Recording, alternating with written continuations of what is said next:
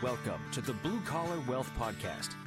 This podcast reflects on the work, money, and the lives of blue-collar business owners. Blue Collar Wealth expert Darryl Smith discusses the day-to-day obstacles blue-collar business owners face as they pursue a better life, career, and wealth. And now, on with the show. Hello and welcome to episode 7. When is the right time to start taking your Canada Pension Plan benefits? Just because the CPP benefits are available at age 60 doesn't mean you should take them. Today we're going to cover the CPP benefit program and help you decide when it's the right time to take these benefits. Okay, Darryl, how often do you get this question? This seems pretty specific. You would be surprised actually how often it comes up. I actually had an email first thing this morning and talked about it, and I thought it was very, very apropos for what we're going to talk about today. Canada Pension is there. It's available for people. When do I take it? We're going to talk about some of the details of it in a second, but I'll give you the background on it. Canada Pension was set up over 50 years ago. The rates are adjusted every January, at the beginning of January, and it's based on increases in the cost of living as set by, or measured by, the Canada Price Index. And for a lot of people, it's a big part of their retirement. Shouldn't be, but it is, unfortunately. Yeah, okay. Well, how do you figure all of this stuff out? How much do you get? And so they adjust the rates. What does that do to how much you get annually? Let's break that down, please. So your Canada Pension benefit is based on how much you've contributed and how long you've been contributing into the plan. So right now, if you had a high income, you contributed quite a bit into it. On a monthly basis, the maximum right now is $1,114.17. So that's the maximum you can get. Okay. That doesn't really seem to be a lot. So people who are relying on this, that is difficult. But if you wait longer, does that increase the benefit, or is that so if I waited until 70, does that benefit increase a maximum? Right. So we'll cover some of the details, but you can start as early as age 60. You can wait to your 70 years of age.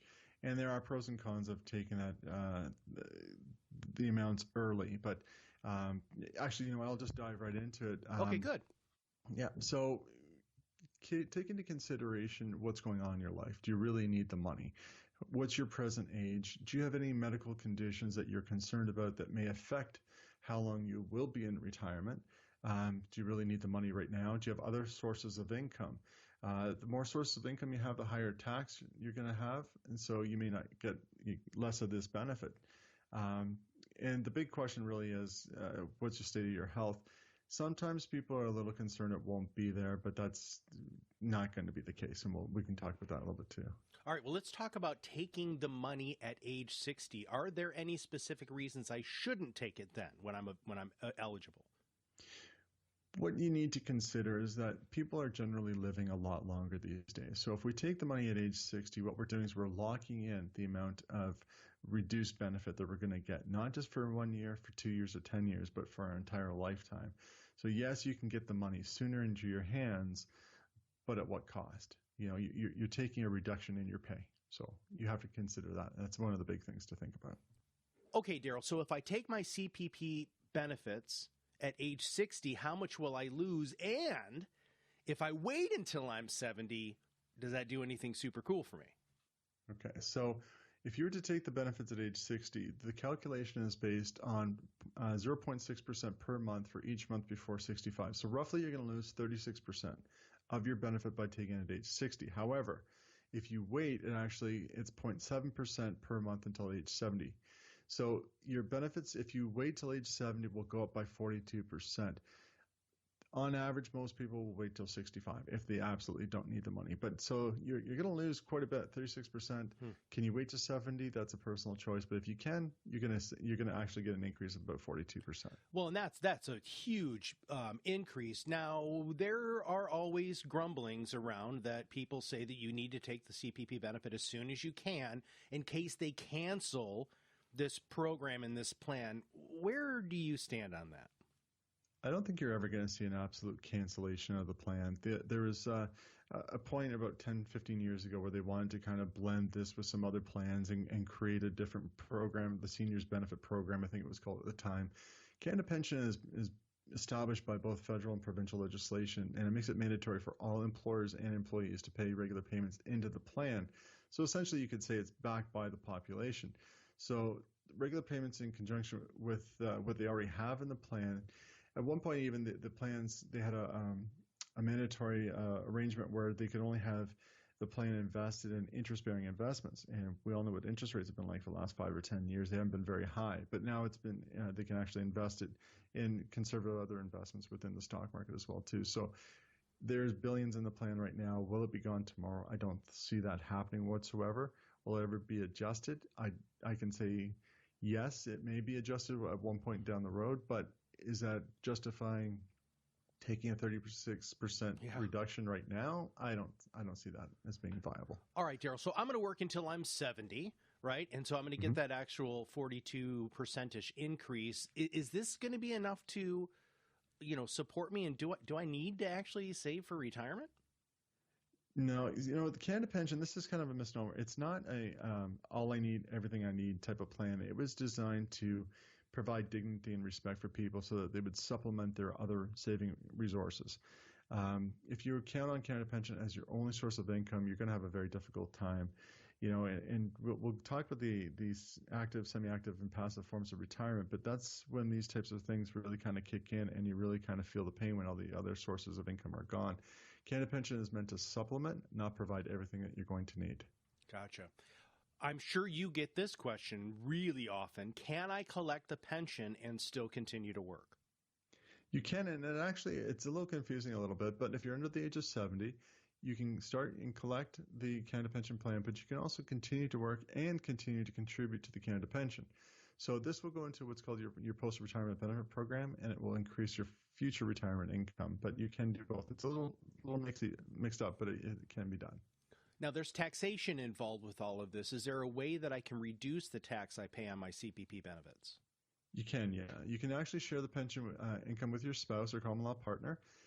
CRA does not have qualifying conditions, it does have some qualifying conditions to be met, but it is a way to reduce tax if you can qualify for it under the guidelines. What happens if I have too much income? Can these benefits be clawed back? Not Canada Pension. Canada Pension is based on your contribution amounts and how many years you contributed into the plan. So it's not income tested. There are other plans that are, but not this one. Okay. Well, let's talk about some of the other plans that are out there. What are other government programs to help me in retirement?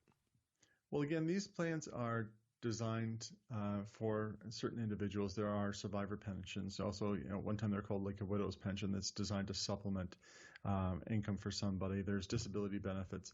So someone actually who is deemed severe and prolonged disabled will receive a pension up to age 65. Then they get disability pension that will help protect them as well too. Canada Pension actually pays, a lot of people may not know this, but will pay up to $2,500 for what's called the death benefit or for final burial expenses. People will at a time of something unfortunate happens, that the funeral homes will always know about it, and they'll always help people get that. And the other one is the old age security.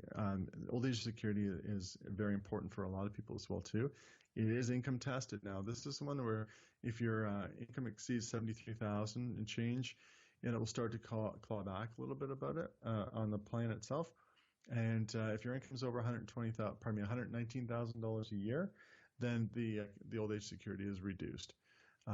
Another plan that may not be very familiar with a lot of people is the Trillium Drug Plan. That is income tested as well too. If you are under severe medical conditions and you're taking a lot of expensive drugs, money is going to be an issue for you because it's not we don't have a 100% benefit program in Canada as yet. We're still responsible for a lot of these expenses, and that's where the Trillium Drug Plan can help as well too. Now, you've talked about some of these government plans here.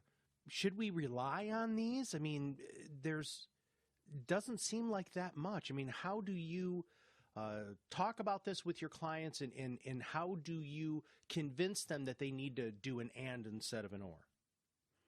A lot of times when people are getting closer to retirement, and you get into your 50s, maybe your children are finally off the family payroll. I have one child that's just graduated and she's working full time. So I certainly understand that, as things start to happen where they're moving out and taking care of themselves, your cash flow will improve. But you cannot wait till you're in your late 50s, early 60s to start planning and start retiring for your retirement. this is a 10-year plus program. You have to be involved with it. You have to think about it. We're all wrapped up in the day-to-day operation of our business and how it, what's tomorrow going to bring, and how many new clients do I need, those types of things. But we have to think the big picture stuff sometimes, because it happens quicker than we think, and sometimes with medical conditions, it's taken away from us. Like there are times where you'll be going to work one day and the next day you can't go back to work. You've had a heart attack. And for some people, if you're in your late 50s and early 60s, you may not be going back to work. So why delay your planning? It doesn't make a lot of sense to me. You have to have be in a position of having control on your side of the thing, so that you're making the decisions, and things are going to happen the way you want them to happen and not as a default. Well, Darryl, thank you so much for the information today. Thank you, man. I enjoyed it. We hope you've enjoyed today's show, and please remember that the topics covered here today are for informational purposes only. Please discuss these ideas with your professional advisors before making any changes to your situation. To learn more about Darryl Smith and the Blue Wealth Business Succession Program, please visit us at synergylife.ca. From the website, you can download a free yet informative workbook, 10 Tips to Maximize Blue Collar Wealth. You can also book a 20-minute no-obligation consultation with Darryl, asking any questions you might have. Thank you, and have a wonderful day.